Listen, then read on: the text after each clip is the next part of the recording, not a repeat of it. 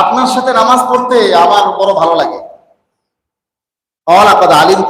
আল্লাহ রাসূল বলেন, আমি জানি আন্নাকি তুহিব্বিনা সালাতা মাইয়া, আমার সাথে নামাজ পড়তে তুমি বড় পছন্দ করো। তবে তোমাকে আমি বলি, ওয়া সালাতুকি ফি বাইতিকি খায়রুন লাকি মিন সালাতিকি ফি হুজরাতিকি, তোমার বাড়ির অন্দরমহলে নামাজ পড়া বাইরের ঘরে নামাজ পড়ার চেয়ে অনেক উত্তম।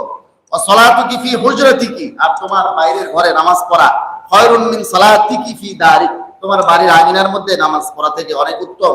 ওয়া সালাতুকি ফি দারিকি খায়রুন লাকি মিন সালাতিকি ফি মসজিদি কওমিকি, তোমার বাড়ির আঙিনাতে নামাজ পড়া মহল্লার মসজিদে নামাজ পড়ার চেয়ে অনেক গুণ বেশি উত্তম। ওয়াসালাতুকি ফি মসজিদি কওমিকি খায়রুল লাকি মিন সালাতিকি ফি মসজিদি, আর তোমার মহল্লার মসজিদে নামাজ পড়া আমার মসজিদে নববীতে নামাজ পড়ার চেয়ে আরো অনেক গুণ বেশি উত্তম।